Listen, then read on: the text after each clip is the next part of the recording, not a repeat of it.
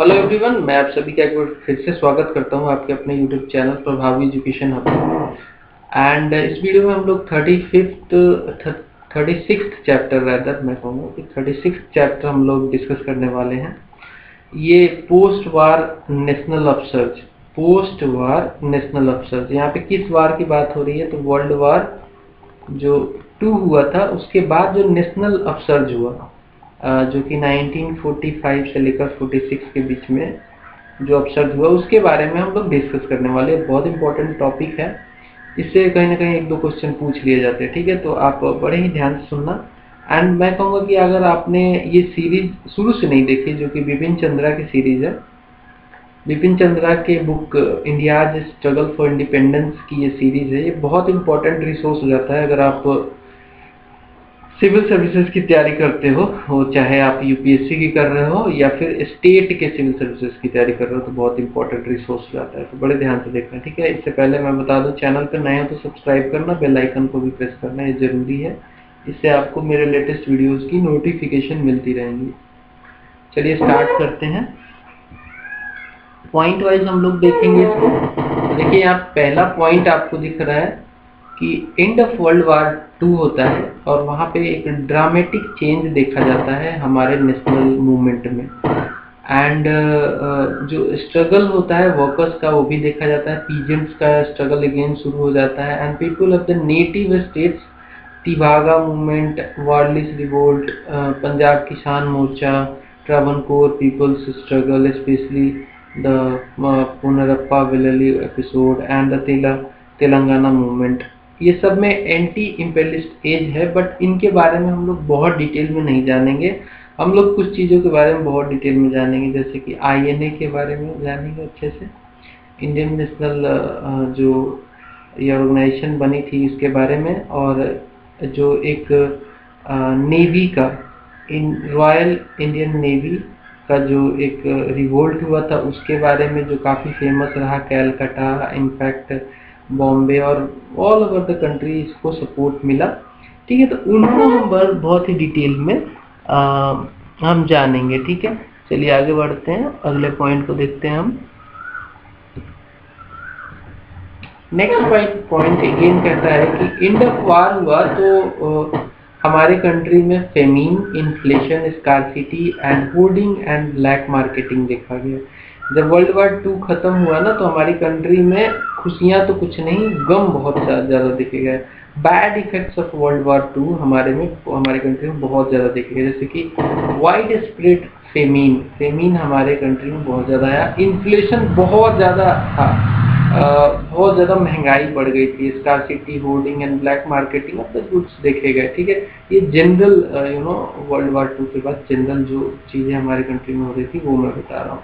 तो हम कहीं ना कहीं खुश नहीं थे इन सब चीज़ों से, और एक नेशनल अपसर्ज तो होना ही था। आगे बढ़ेंगे तो देखिए, जैसा कि मैं बता दूं कि अगस्त की जो क्रांति हुई थी, जिसे अगस्त रिवॉल्यूशन कहते हैं, जो 1942 में हुई थी, उसके बाद जितने भी बड़े लीडर थे उनको अरेस्ट कर लिया गया था। उन लीडर्स को छोड़ा गया मिड जून 1945 में। The leaders emerge from the jail in mid 1945, but they found the people demoralized and bewildered by the absence of the leadership.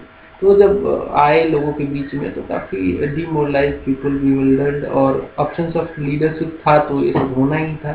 But ऐसा नहीं है कि ये काफ़ी देर तक डिमोरलाइज रहे। जैसे कि एग्जांपल के तौर पे बताऊं कि जब जवाहरलाल नेहरू जब छूटते हैं जेल से, तो इनके जेल के सामने इतनी बड़ी भीड़ थी कि हैंडल करना उसको मुश्किल हो रहा था। ठीक है, आगे बढ़ेंगे।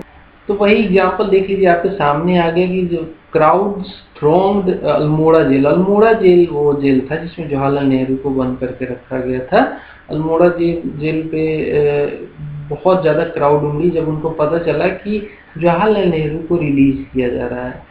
ऐसा ही हुआ बांकुरा जेल के सामने, जहाँ पे मौलाना आज़ाद को लॉन्च किया गया था, वहाँ पे इनको कैदी की तरह रखा गया था। तो वहाँ भी ज़बरदस्त भीड़ उमड़ी इनको देखने के लिए। इनफैक्ट ब्रिटेन में एक बहुत इम्पोर्टेंट चीज़ हुई पॉलिटिकल, यहाँ पे लेबर पार्टी पावर में आ गई ब्रिटेन में after the war, and was in hurry to settle the Indian problems. और ये बहुत हरी में थी कि इंडियन प्रॉब्लम्स को सेटल कर दिया जाए। तो लेबर पार्टी कहाँ पे आ गई? ब्रिटेन में आफ्टर वार। और ये बहुत जल्दीबाजी में थी कि इंडियन प्रॉब्लम्स को सेटल कर दिया जाए। जल्दीबाजी इसलिए भी इनको थी, एक तो लेबर पार्टी की आइडियोलॉजी उस टाइप की थी कि सपोर्ट करते थे, इम्पेरियलिज्म के अगेंस्ट में थे और इंडियन फ्रीडम को ये सपोर्ट करना चाहते थे। मोर ओवर कंडीशंस भी ऐसे नहीं बच गए थे कि जिसमें इंडिया में ब्रिटिश रूल कंटिन्यू किया जा सके। आगे बढ़ेंगे। इसके बाद क्या हुआ कि अब चूंकि लेबर पार्टी आ गई थी वहाँ पे, तो ऑब्वियस सी बात है पूरा मोडस ऑपरेंडी जो था ब्रिटिश गवर्नमेंट ऑफ इंडिया का चेंज हो गया था। तो उन्होंने बैन जो था कांग्रेस के ऊपर से हटा दिया, they lifted the ban and election declare किया गया। इलेक्शन जब हुआ उसमें रिजल्ट काफ़ी अच्छा रहा, कांग्रेस ने लगभग 90% जनरल सीट्स जिस पे उन्होंने फाइट किया था वो जीत गए, including 23 of the 36 labour seat भी इन्होंने जीता। ये इंपॉर्टेंट इसलिए हो जाता है कि लेबर सीट भी जीत रही थी डिस्पाइट कम्युनिस्ट पार्टी वगैरह होने के बावजूद भी। ये सब हो रहा था प्रोविंशियल इलेक्शन की मैं बात कर रहा हूँ। मुस्लिम लीग भी सेम टाइप उसका भी रिजल्ट रहा, मुस्लिम कॉन्स्टिट्यूएंसी लगभग इसने स्वीप कर लिया and mobilise Indians against the British. और इस दौरान ये जो मतलब कैंपेन था, इसमें इलेक्शन हुआ, इसमें इसलिए नहीं इनको ऑर्गेनाइज किया गया, मैं बात कर रहा हूँ मास की, मैं बात कर रहा हूँ इंडियंस की, ये इसलिए भी ऑर्गेनाइज किया गया ताकि ब्रिटिश के अगेंस्ट में फाइट भी किया जा सके। आगे बढ़ेंगे। जब कांग्रेस लीडर जब बाहर निकले जेल से, तो उन्होंने कहीं ना कहीं, अब चूंकि वो जेल में थे तो लीडरलेस मूवमेंट जो था वो लोगों ने किया था, लोगों ने उसको कंटिन्यू किया था। तो कांग्रेस की जिम्मेदारी थी, कांग्रेसमैन की जिम्मेदारी बनती थी कि उनको अप्रिशिएट किया जाए। तो so basically congressmen lauded the brave resistance offered by the leaderless people and the martyrs memorial भी बनाए गए जगह जगह पे, जहाँ पे कई लोग शहीद हो गए थे ऐसा करते समय, उनके लिए मार्टियर्स उनके मेमोरी में मार्टियर्स मेमोरियल बनाए गए। ठीक है, आगे बढ़ेंगे। अब कहीं ना कहीं ऐसा वायसराय को भी लगने लग गया था कि अब जो है भारत के साथ कुछ ऐसा ट्रीटमेंट करना पड़ेगा जो कि जेंटलमैन्स एग्रीमेंट होना चाहिए। कहने का मतलब इनको पता चल गया था कि अब हम लोग ज़्यादा देर तक भारत में कंटिन्यू नहीं कर पाएंगे और कांग्रेस की छवि और बढ़ी है, तो उनको ऐसा लग गया था कि कहीं ना कहीं they have to conclude only a gentleman agreement with the Congress and वही जो होगा वो एग्रीमेंट रिजॉल्व करेगा मैटर को। आगे बढ़ते हैं। तो देखो एक चीज़ बहुत इंपॉर्टेंट हुई इस दौरान में कि सुभाष चंद्र बोस की जो इंडियन नेशनल आर्मी थी, आईएनए जिसको कहते हैं, वो बेसिकली हार गई थी। इनफैक्ट वार लड़ रहे थे जापानीज के साथ मिलके, वो हार गए थे बेचारे। तो उनके फेट का क्या है, वो जो मेंबर जो थे आईएनए के उनका क्या होगा, इस पे काफ़ी ज़्यादा डिस्कशन हो रहा था। So the fate of members of Subhash Chandra Bose Indian National Army who were captured by the British in the Eastern Theatre of War, government limiting trial of INA personal. Government ने कहा कि हम लोग limited trial करेंगे, limiting trials करेंगे INA personnels को, इतना harsh decision हमारा नहीं होगा, डिस्पाइट कि इन्होंने कहीं ना कहीं इन्होंने धोखाधड़ी की है आर्मी के साथ, ये लोग अलग हो गए और इन्होंने फाइट किया अगेंस्ट ब्रिटिश फोर्सेस। तो फिर भी चूंकि प्रेशर इतना ज़्यादा था, पॉलिटिकल प्रेशर, सारी पार्टियां उस समय की ये डिमांड कर रही थी कि इनका ट्रीटमेंट जो है बिल्कुल फेयर होना चाहिए एंड बोला गया कि ब्रुटैलिटी और एक्टिव कॉम्प्लासिटी नहीं होगी, ब्रुटैलिटी नहीं की जाएगी इनके साथ में। नेहरू ने भी रेज किया demand for leniency at the meeting in Srinagar on 16 August 1945। तो इस डेट को जो मीटिंग हुई थी श्रीनगर में, वहाँ पे नेहरू ने भी डिमांड रेज किया गया कि ये लोग पैट्रियोट्स हैं, भले ही ये लोग मिसगाइडेड थे लेकिन ये लोग पैट्रियोट्स हैं, तो इनके साथ जो ट्रीटमेंट होना चाहिए वो काफ़ी जुडिशियस होना चाहिए। And AICC all India Congress committee की जो बैठक हुई first post war session held in Bombay from 21st to 23rd September 1945 adopted a strong resolution declaring its support for the cause। तो बॉम्बे में जो ये मीटिंग हुई, first session meeting after post war, उसमें भी ये रिजोल्यूशन लिया गया कि ये स्ट्रॉन्ग सपोर्ट दिया जाएगा आईएनए के जो भी लोग पकड़े हैं, उनके जो मेंबर हैं उनके साथ स्ट्रॉन्ग सपोर्ट के साथ हम लोग खड़े रहेंगे। आगे बढ़ेंगे।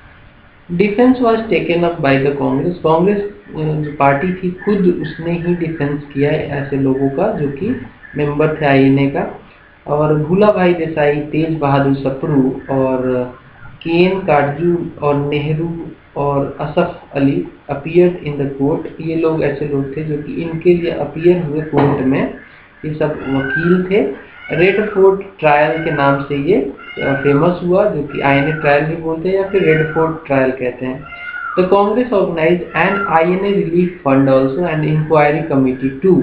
इन्होंने, कांग्रेस ने इतना सपोर्ट किया कि आईएनए के लिए एक रिलीफ फंड भी तैयार किया, ताकि वैसे लोग जो बिट्रे हुए, जो लोग क्षतिग्रस्त हुए, जो लोग पकड़े गए, उनको रिलीफ दिया जा सके इस फंड के द्वारा। इंक्वायरी कमिटी भी बिठाई गई ताकि इंक्वायरी की जा सके इसके कॉजेज और इसके बाकी सारी चीज़ों के लिए। आगे बढ़ेंगे, अगले पॉइंट पे चलते हैं।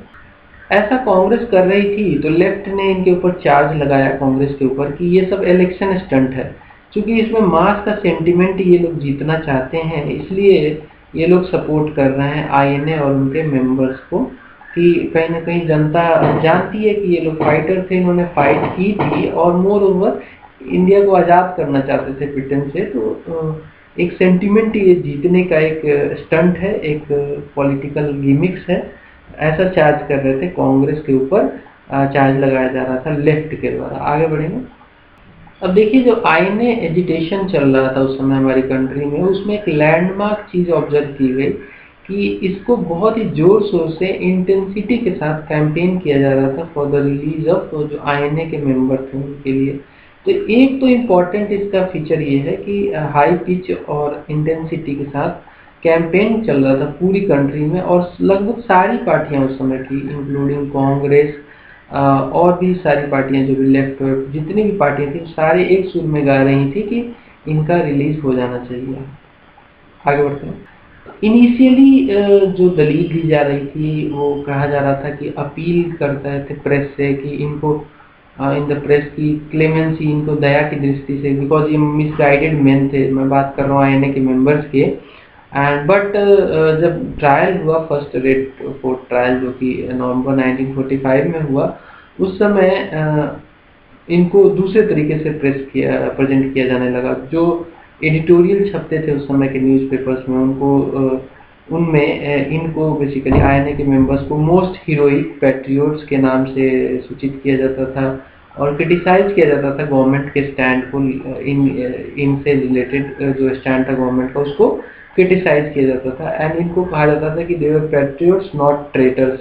तो जो गवर्नमेंट कह रही थी कि दे वर ट्रेटर्स, देशद्रोही थे, वो बोलने लगे कि नहीं, ये लोग देशभक्त थे, not the traitors. Jai Hind and quit India buildings in Ajmer. तो जय हिंद और क्विट इंडिया लिखा जाने लगा, जितनी भी बिल्डिंग्स थी अजमेर की उस समय की, वहाँ पे लिखा जाने लगा। धीरे धीरे ये मूवमेंट जो है, धीरे धीरे जो सपोर्ट है बेसिकली आईएनए मेंबर्स को, वो कंट्री के डिफरेंट छोर से इनको मिलने लगा। आगे बढ़ते हैं।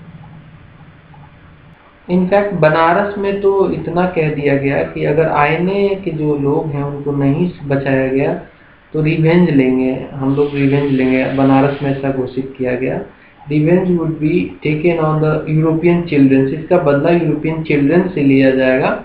एंड आईएनए डे ऑब्जर्व किया गया ऑन द 12 नवंबर को, 12 नवंबर को आईएनए डे ऑब्जर्व किया गया, और एक आईएनए वीक भी ऑब्जर्व किया गया from the 5th to 11th November of 1945। आगे बढ़ेंगे। जो दूसरा सबसे इम्पोर्टेंट फीचर है, जिसको सिग्निफिकेंट फीचर कहते हैं आईएनए कैंपेन का, वो था कि इसमें जो रीच था, इसका ज्योग्राफिकल रीच बहुत ज़्यादा था, वाइड ज्योग्राफिकल रीच। मतलब उस समय देश का हर कोना कोना ये चाहता था कि जो आईएनए के जो मेंबर्स हैं उनका ट्रायल काफ़ी फेयर होना चाहिए, उनको छोड़ देना चाहिए। और इसमें डाइवर्स सोशल ग्रुप्स ने पार्टिसिपेट किया, हिंदू, हर तरीके के लोग, सोशल जो ग्रुप थे, हर तरीके के, सबने इनको सपोर्ट किया। एंड पॉलिटिकल पार्टी जितनी भी थी उस समय की, वो एक सुर में गा रही थी कि इनका जो ट्रायल होना चाहिए वो फेयर होना चाहिए। आगे बढ़ेंगे। इनफैक्ट नेहरू ने तो ये भी कहा कि it has never before in Indian history had such unified sentiments and feelings been manifested by various divergent section of the Indian population. Some contributed funds, other attended or organized meetings। तो कुछ ने तो fund इकट्ठा किया, कुछ ने meeting organise किया support करने के लिए आईएनए मेंबर्स को, शॉपकीपर्स जो थे हमारे देश में, उन्होंने अपने शटर्स गिरा दिए। पॉलिटिकल पार्टी ऑर्गेनाइज की और अपने ऑर्गेनाइजेशन को काफ़ी रिप्रेजेंट किया था कि मतलब जो इनका कॉज है उसके लिए लड़ सके। They raised and demand for the release of the prisoners and INA fund was also over subscribed.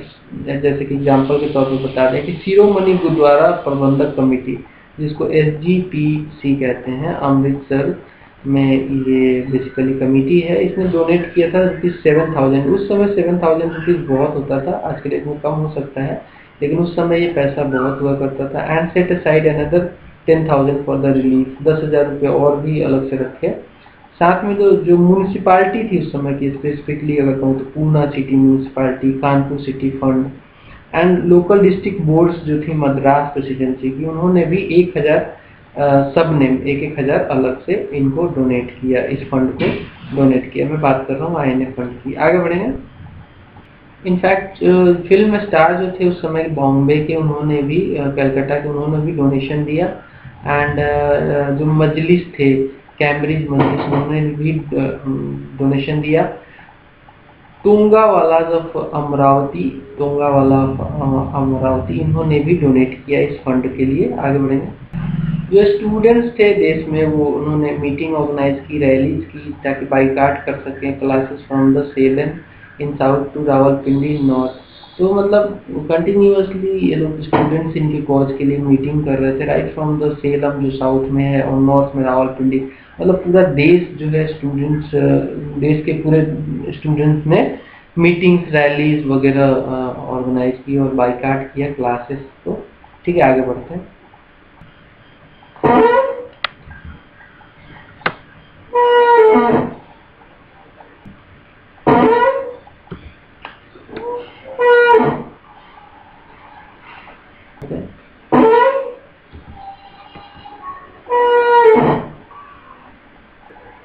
Punjab कैसे पीछे रह सकता था? Punjab to which province province 48.07% of the INA men released till February 1946 बताओ।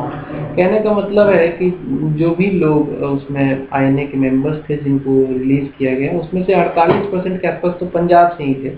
Most of the INA officers belonging to the influential families in this region, such as PK Sahgal, one of the trio, जिनको try किया गया था first Red Fort trial में, was son of the Diwan Achru Ram and ex जज of Punjab High Court. तो देखो बहुत influential officer भी थे। अब एक अच्छा एग्जांपल यहाँ पे यही निकल के आया कि एक्स जज ऑफ पंजाब हाई कोर्ट के ये लड़के थे INA ऑफिसर, जिनका नाम था PK सहगल। आगे बढ़ेंगे। इनके सपोर्ट में central provinces, Berar, in fact railway officials जो थे इस एरिया के, उन्होंने फंड कलेक्ट किया। तो देखो मैं ये सब इसलिए बता रहा हूँ क्योंकि कितना आपको मैं ये बताना चाहता हूँ कि कितना नेशनलिज्म लोगों में जग गया था इनको लेकर, इनको एक फाइटर की तरह देखा जा रहा था। आगे बढ़ते हैं। आर्म फोर्सेज भी, मतलब आर्म फोर्सेज जो कि इनके अगेंस्ट में लड़ रहे थे, चूँकि ब्रिटिश आर्मी इनके अगेंस्ट में लड़ रही थी INA के अगेंस्ट में, लेकिन सब लड़ाई के बावजूद भी arm forces was unexpectedly deadly sympathetic. ये लोग सिंपैथेटिक थे।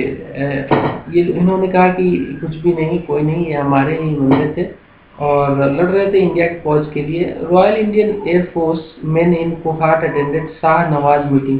शाह नवाज वो व्यक्ति थे जिन्होंने फर्स्ट टाइम लीड किया था, जो इम्फाल वाला जो टुकड़ी जो भेजी गई थी ना इम्फाल में कैंपेन के लिए जापानीज के साथ में, तो उसको लीड कर रहे थे शाह नवाज।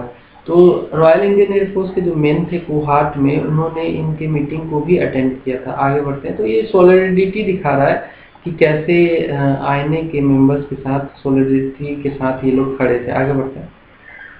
तो अगेन रॉयल इंडियन एयरफोर्स के जो मेन थे कलकत्ता में, कोहाट में, इलाहाबाद में, या फिर बामरौली में, या फिर कानपुर में, they contributed money as did other service personnel to contributed the money. ठीक है, नॉट ओनली आर्म फोर्सेज, जैसे कि एग्जांपल के तौर पे रॉयल इंडियन फोर्स का मैंने अभी एग्जांपल दिया इन सारे जगहों पे। इसके अलावा भी जो अदर जो सर्विंग पर्सनल थे उन्होंने भी पैसा कंट्रीब्यूट किया टुवर्ड्स द INA फंड। आगे बढ़े। अब देखो एक बात उठ रही थी कि कौन ट्राई करेगा INA के बंदों का ट्रायल कौन करेगा। तो नेहरू ने हमेशा स्ट्रेस किया कि भाई देखो ब्रिटिशर्स को British government shall demonstrate their good faith by leaving it to Indians to decide the INA issue. इन्होंने कहा कि देखो एक गुड जेस्चर की तरह, और ये भी दिखाने के लिए कि ब्रिटेन ने मूड में है कि अच्छे से पावर का ट्रांसफर करेगी, इसके लिए ये जरूरी है कि ब्रिटेन ये दिखाए कि इंडियंस को ही डिसाइड करना चाहिए आईएनए इशू के लिए, और ये छोड़ दे इंडियंस के ऊपर कि आईएनए इशू पे जो ट्रायल है वो इंडियंस ही डिसाइड करें। Even the appeals by liberal Indians were made in the interest of good future relation between India and Britain. तो जो लिबरल इंडियंस होते हैं वो सपोर्ट में रहते थे उस समय ब्रिटिश गवर्नमेंट ऑफ इंडिया के, लेकिन उन्होंने यहाँ तक बोल दिया कि कहीं ना कहीं ब्रिटिश गवर्नमेंट को यहाँ पे बेसिकली ध्यान देना चाहिए इस इशू पे, और ताकि जो गुड फ्यूचर रिलेशन हो वो इंडिया और ब्रिटेन के बीच में वो इंटरेस्ट उस इंटरेस्ट को बरकरार रखा जा सके। आगे बढ़ते हैं। जो गवर्नर थे नॉर्थ वेस्ट फ्रंटियर प्रोविंस के, उन्होंने तो यहाँ तक भी एडवोकेट किया, डिस्पाइट वो ब्रिटिश ऑफिसर थे गवर्नर, कि कहीं ना कहीं जो ट्रायल होना चाहिए वो अबेंडन कर दो। इससे क्या होगा, कहीं ना कहीं जितने दिन ये आगे बढ़ रहा है या फिर जितनी चर्चाएं हो रही हैं उससे कहीं ना कहीं इंडिया वर्सेस ब्रिटिशर्स हो रहा है, और ये जो हैट्रेड है वो काफ़ी घातक सिद्ध होगा। तो इस गवर्नर ने, जो कि नॉर्थ वेस्ट फ्रंटियर प्रोविंस के गवर्नर थे, उन्होंने एडवोकेट किया कि ट्रायल को अबेंडन कर देना चाहिए। आगे बढ़ते हैं। अब देखो जो ये आईएनए ट्रायल था वो it developed into the violent confrontation with the authority in winter 1945 से 46 के बीच में। इसके पीछे 3 रीजन थे, 3 अपसर्जेस हुए। वन ऑन द 21 नवंबर 1945 जब कलकत्ता में अपसर्ज हुआ ओवर द आईएनए ट्रायल को लेकर कि ऐसा क्यों ट्रीटमेंट किया जा रहा है। तो second on the 11 February 1946 in Calcutta to protest against the 7-year sentence given to an INA officer जिनका नाम था राशिद मियां, नॉट ये मीर नहीं है, राशिद मियां इनका नाम था। इनके अगेंस्ट में इनको 7 साल की सजा दी गई, 7 साल की सजा सुनाई ब्रिटिश गवर्नमेंट ने। इसके अगेंस्ट में यहाँ पे प्रोटेस्ट हुआ कि अपसर्ज हुआ। एंड द थर्ड जो हुआ बॉम्बे में 18 फरवरी 1946 को, जब रेटिंग्स मतलब ऐसे लोग जो रॉयल इंडियन नेवी में काम कर रहे थे एज ए मैन, उनको रेटिंग कहा जाता था। Ratings of royal Indian navy went on strike, ये स्ट्राइक पे चलेगा। ठीक है, आगे बढ़ते हैं। इन सबको हम लोग डिटेल में जानेंगे। तो देखो होता क्या है, 21 नवंबर 1945 को कुछ स्टूडेंट्स ने प्रोसेशन निकाला। उस स्टूडेंट्स के ग्रुप में जो स्टूडेंट थे बेसिकली फॉरवर्ड ब्लॉक के थे, स्टूडेंट्स फेडरेशन एक्टिविस्ट भी थे, और इस्लामिया कॉलेज के भी कुछ स्टूडेंट्स थे। उन्होंने जाके धरना दिया डलहौजी स्क्वायर में, जो कि माना जाता था सीट कैलकाटा गवर्नमेंट का सीट माना जाता था Dalhousie square. And they refuse to disperse. जब पुलिस उनके पास आई बोली कि डिस्पर्स हो जाओ वरना एक्शन लिया जाएगा, तो उन्होंने मना कर दिया, बोला हम डिस्पर्स नहीं करेंगे। ये इसलिए कर रहे थे बिकॉज जो पनिशमेंट दिया जा रहा था वो इनको फेयर नहीं लग रहा था, आईएनए के जो अधिकारी थे या फिर जो ट्रायल्स थे उनको। इनके अगेंस्ट में लाठी चार्ज किया गया पुलिस के द्वारा। दे रिटेलिएटेड विद द स्टोन्स, इन्होंने पत्थर और ब्रिक बैट्स वगैरह फेंके उनके ऊपर। इसके बाद फायरिंग हुई जिसमें 2 बंदों की मौत हो गई, while 52 were injured। And 11 February 1946 को मुस्लिम लीग के स्टूडेंट्स ने साथ में मिलकर कांग्रेस एंड कम्युनिस्ट स्टूडेंट्स के साथ धर्मतोला स्ट्रीट, ये भी कलकत्ता में ही है, इन्होंने डिफाई किया सेक्शन 144 जो कि धारा 144 लगती है। तो कुछ लोग 4 या 4 से ज़्यादा लोग एक साथ नहीं हो सकते। ये डलहौजी स्क्वायर में इन्होंने डिफाई किया इसको। ठीक है, आगे बढ़ें। अब हम बात कर लेते हैं रॉयल इंडियन नेवी का जो रिवोल्ट हुआ, जो कि 18 फरवरी को हुआ। और ये कैसे स्टार्ट हुआ, जब 1100 नेवल रेटिंग ऑफ HMIS तलवार, उस समय के जैसे अभी INS तलवार बोलते हैं ना, उस समय उसको HMIS तलवार बोला जाता था। इंडियन नेवल शिप जिसे बोलते हैं उस समय HMIS बोला जाता था उसको। तो उसके ऊपर इन्होंने स्ट्राइक कर दिया, ये लोग बॉम्बे में स्ट्राइक कर गए, जिसका फ्लैग्रेंट रेशियल रीजन माना गया कि रेशियल डिस्क्रिमिनेशन होता है हमारे साथ। इन्होंने बोलना शुरू किया, इन्होंने बोला कि हमें बिल्कुल ही अस्वादिष्ट खाना दिया जाता है, अनप्लेटेबल फूड दिया जाता है, और हमें इनफैक्ट अपने जूतों से ये लोग दबाते हैं। And arrest of BC Dutt, एक रेटिंग थे फॉर स्क्रॉलिंग क्विट इंडिया, इसको क्विट इंडिया को सपोर्ट करने के लिए इनको अरेस्ट किया गया था on the HMIS Talwar. Ratings from the castle and fort barracks join the strike, तो इनके सपोर्ट में स्ट्राइक हुआ वहाँ पे बॉम्बे में। And on hearing that the HMIS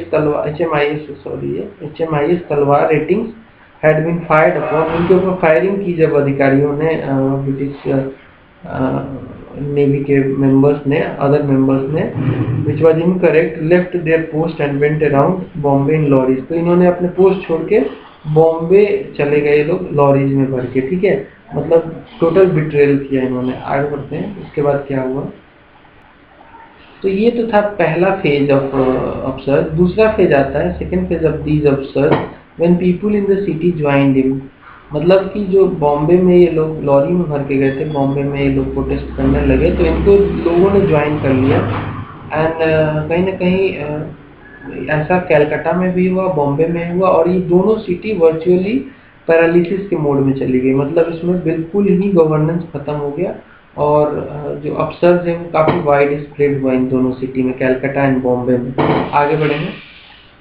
ये जो अपसर्ज था उसमें देखा गया कि जो बैटल्स था वो कहीं ना कहीं हाउस टॉप से लड़ा जा रहा था, लोग छत पे चढ़ के बाई लेन्स में जाके लड़ाई लड़ रहे थे, ये लोग अटैक कर रहे थे यूरोपियंस के ऊपर। And the burning of police station was one of the famous incidents जो कि हो रहा था लगातार। पुलिस पोस्ट ऑफिस को भी जलाया जा रहा था, शॉप्स, जो ट्रैम डिपोट्स थे उनको भी जलाया जाता, रेलवे स्टेशन को भी आग लगा दी इन्होंने, बैंक, ग्रेन शॉप्स, इन सब पे अटैक किया गया, वेंडलिज्म किया गया और इनफैक्ट उनको जलाया भी गया। आगे बढ़ते हैं।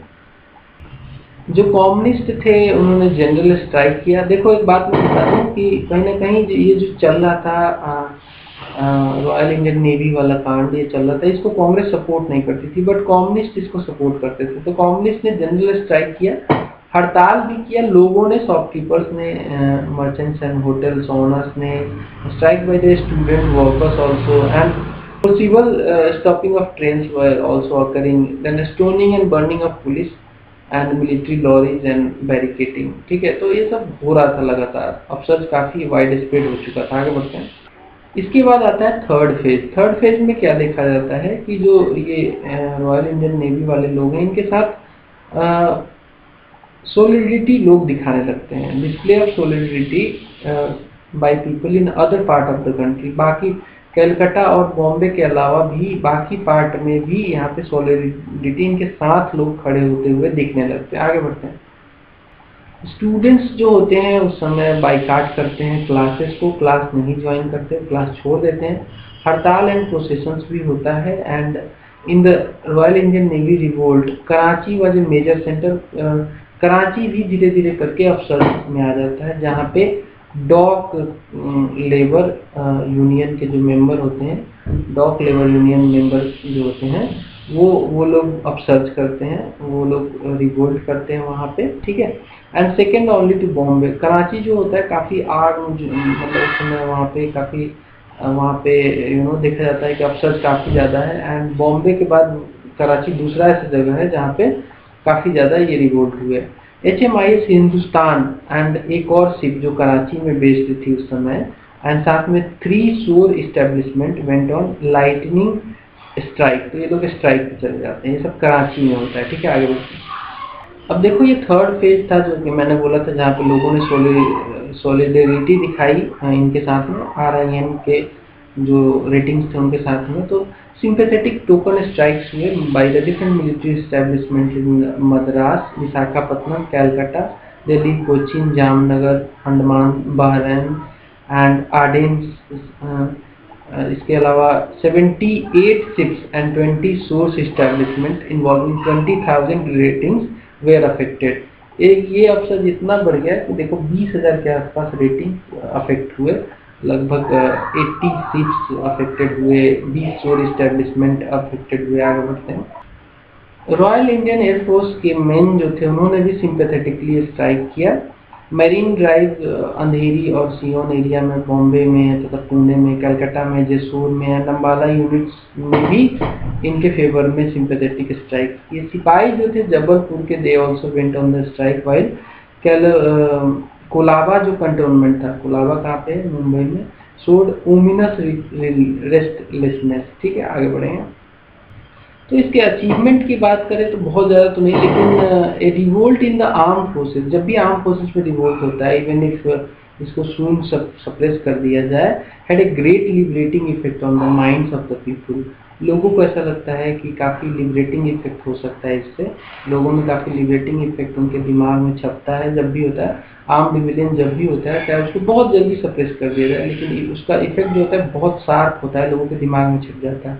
इसका एक अच्छा एग्जांपल रॉयल इंडियन नेवी का रिवोल्ट था, जो कि कहा जाता है कि it causes end of the British rule almost as finally as Independence Day 1947 and India is seen to be on the brink of revolution. तो कहीं ना कहीं इसके बाद ऐसा लगने लग गया कि अब ब्रिटिशर्स अब बचेंगे नहीं इस कंट्री में, और जो भारत है वो एक रिवोल्यूशन के किनारे पे आ गया था बिल्कुल। आगे बढ़ेंगे। ये जितने अब सर्च हुए उसमें स्पेसिफिकली अगर रॉयल इंडियन नेवी की बात करें तो इसमें कहा गया कि दीज वेर कॉम्युनल यूनिटी वाले थे। ये सब काफ़ी कॉम्युनल यूनिटी देखी गई इसमें, हिंदू मुस्लिम एंड इनफैक्ट जितने भी वर्ग के लोग थे वो सामने आए, एक साथ आए। And events could if build upon have offered A way out for the communal deadlocks. तो बोला गया कि इस चीज़ को क्यों नहीं हमने आगे, कॉम्युनल जो डेडलॉक हुआ या फिर जो पार्टीशन हुआ हमारी कंट्री का, तो कॉम्युनल यूनिटी इस समय देखी गई, लेकिन बाद में तुरंत ही देखा गया कि कॉम्युनल राइट्स हुए और भारत दो भागों में बट गया। तो इसको अगर कॉन्सोलिडेट किया जाता है इस इवेंट के बाद, तो क्या ये जो यूनिटी थी वो कहीं ना कहीं जो कॉम्युनल डेडलॉक था उसको ख़त्म कर सकती थी। तो चलो देखते हैं आगे, अगले पॉइंट्स में पता चल जाएगा। आगे बढ़ते हैं। तो आंसर है नहीं, because only the most militant section ने ही खाली सपोर्ट किया था इसको, could participate in this in these upsurges and there were no place for the liberal and conservative groups। तो इसमें क्या है, जितने भी इसमें तक तो कम्युनिस्ट आइडियोलॉजी वाले लोगों ने पार्टिसिपेट किया था, जो कि काफ़ी लेफ्ट आइडियोलॉजी के लोग थे और मिलिटेंट सेक्शन था वो। लेकिन what about liberal section and conservative groups, ये लोगों ने इसमें सपोर्ट नहीं किया। एंड जो ये अपसर्ज हुआ इटसेल्फ एक शॉर्ट लिव्ड था, 1945 से लेकर 1946 में ख़त्म ही हो गया, तो काफ़ी शॉर्ट लिव्ड था ये। आगे बढ़ेंगे। अगर बात करें इसके जोग्राफिकल एरिया की, तो ये अपहीवल जो था it was confined to very few urban cities centres, जैसे कि कैलकाटा और बॉम्बे में काफ़ी फेमस रहा। मैं स्पेसिफिकली रॉयल इंडियन नेवी वाला जो मूवमेंट हुआ उसके साथ में कराची वराची सब साथ में है उसकी बात कर रहा हूँ। तो ये काफ़ी लिमिटेड रहा and it was easy for the authorities to deploy troops and effectively suppress the upsurge, because widespread नहीं था, तो इस अपसर्ज को दबाने में काफ़ी आसानी हुई ब्रिटिशर्स को। इनफैक्ट ब्रिटिशर्स मूड में भी नहीं थे कि इनको थोड़ा सा भी कॉन्सोलिडेट करे। स्ट्रिक्ट एक्शन, स्ट्रॉन्ग एक्शन एक प्लान था ब्रिटिश गवर्नमेंट का उस समय। आगे बढ़ते हैं। देखो एक और अच्छा एग्जाम्पल इसके लिए नहीं, जो मैंने बोला कि कॉम्युनल यूनिटी आगे क्यों नहीं कैरी की जा सकती थी, इसका अच्छा एग्जाम्पल कैलकाटा ही दिखाता है। कैलकाटा में ऑलमोस्ट रिवॉल्यूशन हुआ, बहुत वाइड स्प्रेड, और यहाँ पे कहा गया कि कॉम्युनल यूनिटी देखी गई काफ़ी लंबे समय तक। लेकिन उसके 6 महीने बाद ही फरवरी 1946 में जो कलकत्ता जगह था वो काफ़ी एक बैटल ग्राउंड की तरह बन गया, कॉम्युनल फ्रेंजी जगह माना जाने लगा। यहाँ पे बहुत कॉम्युनल दंगे हुए। On August 16th August 1946, communal unity evident in Royal Indian Navy revolt was limited, and despite the Congress, League and Communist flags being jointly hoisted in the ships of mast। तो देखो royal Indian Navy का जो revolt हुआ तो उस समय सारे एक साथ आए थे, कॉम्युनल यूनिटी देखी गई थी, लेकिन उसके बाद भी मुस्लिम जो रेटिंग्स थे वो अपने लीग के नेताओं से उन्होंने एडवाइस मांगा फ्यूचर कोर्स के लिए। वहाँ पे एडवाइस क्या मिलता है कि आप लोग छोड़ दो, सरेंडर कर दो, और ये लोग सरेंडर कर भी देते। तो यूनिटी नहीं है, ऐसी यूनिटी से क्या मतलब जब आप अपने ही लीग वालों से बात करते हो खाली, है ना। So the rest went to the Congress. कहने का मतलब है कि कुछ लोग मुस्लिम लीग से जाकर राय मांग रहे थे, और जो कुछ हिंदू थे और बाकी जो कुछ लोग थे वो कांग्रेस एंड सोशलिस्ट के पास जाकर राय मांग रहे थे। तो जिन्ना ने बोला कि आप लोग सरेंडर कर दो। ऐसा ही एडवाइस कांग्रेस और सोशलिस्ट पार्टियों ने भी कहा है इनको, ठीक है। तो जो कॉम्युनल यूनिटी थी वो प्रोलॉन्ग नहीं हो सकती थी, वो थोड़े समय के लिए देखी गई थी, और अल्टीमेटली उसको कितना भी नज किया जाता, कितना भी उसको इनकलकेट किया जाता, वो जाके आगे पार्टीशन को नहीं रोक सकता था। आगे बढ़ते हैं। अब देखो जो सोल्जर वायसराय थे वावेल उस समय के वायसराय वावेल ही था। He gave a clean chit to the army a few days after the naval strike. तो देखो, जो नेवल स्ट्राइक के बाद जो आईएनए का वर्डिक्ट आया, उसमें क्लीन चिट दिया गया कई सारे आर्मी के जो आईएनए के जो मेंबर्स थे उनको, लेकिन ये काफी स्ट्रॉन्ग एक्शन लेने की बात उसने बोली नेवल स्ट्राइक वालों के ऊपर। Those who believed that the British would come, British यहाँ पे दम तोड़ देंगे, वो लोग दे वर प्रूव्ड रॉन्ग, ऐसा नहीं हुआ। British were clear, had to be repressed. उन्होंने कहा कि ये जो नेवल स्ट्राइक हुआ है उसको कैसे न कैसे करके रिप्रेस करना ही है। ठीक है, आगे बढ़ते हैं। Events in November 1945 in Calcutta. In fact देखो, गवर्नमेंट कितना पहले से ही तैयार थी। जब ये अपसर्ज हुआ तभी जो गवर्नर था बंगाल का, ही प्रीफर्ड, उसने ट्रूप्स बुला लिए थे, वहाँ पे ट्रूप्स बुला लिए थे, लेकिन उसे लगा कि ट्रूप्स की काम नहीं है, तो उसने क्या किया, he control the situation by the police. तो कैलकाटा में जो अपसर्ज हुआ उसको गवर्नर ऑफ बंगाल ने तुरंत ही दबा दिया। एंड जो जून रिवोल्ट हुआ, जून जिसको कहते हैं कि जो रेटिंग्स के बीच हुआ, जिसमें कराची में ratings were force to surrender, Karachi में उनको सरेंडर करवा दिया गया। ठीक है, and 6 of them were killed, 6 उसमें से मारे भी गए। साथ में जो बॉम्बे वाला जो क्रश था, बॉम्बे वाला जो अपसर्ज था रॉयल इंडियन नेवी के रेटिंग्स का, उसको कैसे किसने दबाया, तो मराठा बटालियन ऑफ आर्मी ने, जो कि मतलब ऐसा देखा जा रहा था ना कि इनको गाइडेंस भी दिया गया था कि अपने लोगों को ऊपर बंदूक नहीं चलाना है। याद करो, अगस्त में जो गांधी जी ने इंस्ट्रक्शन दिया था वो यही तो दिया था।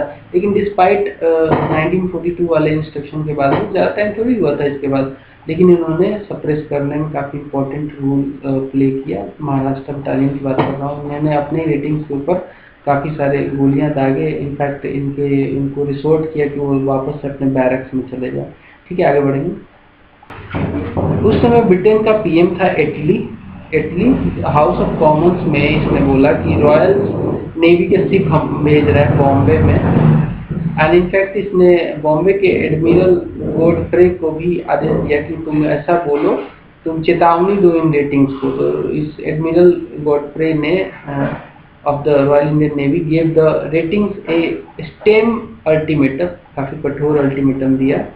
और Amrita Bazar Patrika refer to the virtual steel ring around the Bombay. और उस समय ये पत्रिका छपती थी, अमृत बाजार पत्रिका छपती थी। इसने बोला कि सरकार ने बॉम्बे को एक स्टील रिंग की तरह घेर लिया है ताकि इनके ऊपर स्ट्रिक्ट एक्शन लिया जा सके। आगे बढ़ते हैं। एक और चीज़ काफ़ी अफवाह उड़ाई जाती थी कि बोला गया कि कहीं ना कहीं 18 फरवरी को 1945 को बॉम्बे में नेवल स्ट्राइक शुरू होता है और क्लेमेंट एटली जो कि हाउस ऑफ कॉमन्स में 19 फरवरी को अनाउंस करता है कि एक कैबिनेट मिशन भेजेगा भारत में, ताकि कहीं ना कहीं भारत को कैसे आज़ादी दी जाएगी उसका प्रस्ताव लेकर कैबिनेट मिशन भारत में जाएगी। तो इसको जोड़ा जाता है कि क्या ये मतलब इसके बाद ऐसा डिसीजन लिया गया नेवल स्ट्राइक के बाद, क्या क्लेमेंट एटली को ऐसा लग गया क्या कि अब भारत में कंटिन्यू करना मुश्किल है, और उसके बाद तुरंत ही एक दिन बाद उसने कैबिनेट मिशन दे दिया। तो ऐसा नहीं है, ये this notion was wrong. And ये डिसीजन मैं आपको जानकारी के लिए बता दूं, ये डिसीजन काफ़ी पहले हो गया था कि भारत में कैबिनेट मिशन भेजना है। कैबिनेट मिशन भेजना है, ये डिसीजन 22 जनवरी 1946 को हो गया था। तो इनफैक्ट जो ये 18 फरवरी और 19 फरवरी वाला डेट का जो महज एक इंसिडेंस है ये, और इसमें कोई सच्चाई नहीं थी। आगे बढ़ते हैं। The relationship between these upsurges and the Congress is seen as one of opposition। मतलब कांग्रेस ने कभी भी इन सारे अपसर्जेस को सपोर्ट नहीं किया और एट बेस्ट डिसएसोसिएशन। यहाँ पे कांग्रेस ने इन सबसे दूर ही रखा अपने आप को। बेसिकली तो फिर किसने सपोर्ट किया इन सारे अपसर्जेस को, तो इसको सपोर्ट किया कम्युनिस्ट ने और सोशलिस्ट ने और फॉरवर्ड ब्लॉकिस्ट ने। ठीक है, तो इन सारे लोगों ने इन रॉयल इंडियन नेवी वाले लोगों का जो अपसर्ज था इनको सपोर्ट किया था। बट कांग्रेस का जो रोल था वो एक कहीं ना कहीं डिफ्यूज करने का रोल था इस रिवोल्यूशनरी सिचुएशन को। रीजन ये था कि कांग्रेस का देखो वो ऐसी पार्टी थी जो आगे चलकर रूल करने वाली थी भारत में, तो वो नहीं चाहती थी कि आर्म फोर्सेस में इनडिसिप्लिन आए। So disciplined arm forces for the free India was utmost required. इसलिए इन्होंने कहा कि इनको सपोर्ट हम तो नहीं करेंगे। and the three upsurges हुए were an extension of the earlier nationalist activity of the Congress itself. Congress ने जो लगातार जो आईएनए को लेकर जो भाषण दिए थे, जो बोला गया था आईएनए को लेकर, उसी का ये रिजल्ट था। ये जो 3 अपसर्जेस हुए तो काफ़ी सपोर्ट दिया गया था आईएनए के जो मेंबर्स थे उनके फेवर में, काफ़ी बोला गया था, नेशनल एक्टिविटी की गई थी, नेशनलिस्ट एक्टिविटी की गई थी कांग्रेस के द्वारा। तो इनको एक जोश आया, रॉयल इंडियन नेवी वाले रेटिंग्स को जोश आया और इन्होंने रिवोट कर दिया। तो ये रीजन माना जाता है। आगे बढ़ेंगे। साथ में home departments provincial level inquiry करती है, उस समय ब्रिटिश गवर्नमेंट की डिपार्टमेंट थी। इस इंक्वायरी में ये पता चलता है कि कॉजेस क्या थे। कॉजेस जो ये डिस्टर्बेंसेस के जो कॉजेस थे उसमें क्लियरली कहा गया कि ये कहीं ना कहीं जो इन्फ्लामेटरी एटमोसफियर क्रिएट किया गया था by the intemperate speeches of the Congress leaders, उसी का ये नतीजा निकला। ये लास्ट 3 मंथ्स में जो भी इनटेम्परेट स्पीचेज कांग्रेस के लीडर्स ने दिया, उसने कहीं ना कहीं पूरी कंट्री में एक इन्फ्लामेटरी एटमोसफियर बना दिया था, जिसके वजह से ये सारे जो अपसर्जेस थे वो हुए। आगे बढ़ते हैं। बट देखो, कांग्रेस सपोर्ट तो नहीं करती थी इस मूवमेंट को, लेकिन कांग्रेस ने लाउड किया, कांग्रेस ने प्रशंसा की स्पिरिट ऑफ द पीपल की और कंडेम किया जो रिप्रेसिव जो मेजर्स लिए गए गवर्नमेंट के द्वारा, उसको कहीं ना कहीं कंडेम भी किया। तो गवर्नमेंट ने अपना यहाँ पे कांग्रेस ने अपना नंबर भी बना लिया। आगे बढ़ते। तो ये तो क्लियर है कि Congress did not officially support these struggles because of the tactics and timing were wrong. Vallabh bhai Patel in fact इन्होंने he asked the ratings to surrender because he saw the British mobilisation for the repression in Bombay. तो देखो, वल्लभ भाई पटेल को clearly दिख गया था कि बॉम्बे में जो ब्रिटिश मोबिलाइजेशन है रिप्रेशन करने के लिए ऐसे रेटिंग की, वो काफ़ी ज़्यादा है, काफ़ी बृहत है। तो इनको एडवाइस इन्होंने दिया रेटिंग्स को कि भाई तुम लोग सरेंडर कर दो, ये सब ठीक नहीं है। ठीक है, आगे बढ़ते हैं। साथ में जो कम्युनिस्ट थे उन्होंने भी ज्वाइन कर लिया, हाथ मिला लिया कांग्रेस मैन से in advising the people of Calcutta in November 1945 and February 1946 to return to their homes. तो जो अपसर्ज कैलकाटा में हो रहा था, जो लोग सड़क पे आए थे इनके सपोर्ट में, रॉयल इंडियन नेवी के जो लोग थे रेटिंग्स वाले, उनको सपोर्ट करने ये लोग आए थे। तो कहीं ना कहीं कम्युनिस्ट पार्टी ने भी उनको कांग्रेस के साथ मिलकर उनको एडवाइस किया कि भाई आप लोग अपने घर चले जाइए, ठीक नहीं है। आगे बढ़ते हैं। इसके बाद क्या होता है, fear of popular excess made Congress leaders cling to the path of negotiation and compromise and eventually even accept partition as necessary price has little validity. तो एक क्लेम किया जाता है कि ये सब जो चल रहा था, जो अपराइजिंग हो रहे थे, तो उससे कहीं ना कहीं एक फियर बैठ गया था कांग्रेस लीडर्स के मन में कि कहीं ना कहीं ये लोग पॉपुलर एक्सेस मारेंगे और कहीं ना कहीं तो हमें जो मतलब जो कुछ भी एज ए पॉलिटिकल पार्टी मिलना होगा वो नहीं मिल पाएगा। इसलिए हम एक काम करते हैं, नेगोशिएशन करते हैं ब्रिटिश गवर्नमेंट से, ताकि हमें जो ट्रांसफर ऑफ पावर है वो कर दिया जाए और कॉम्प्रोमाइज़ भी कर लेंगे, थोड़ा बहुत पार्टीशन की बात होगी तो उस पर भी एग्री कर लेंगे।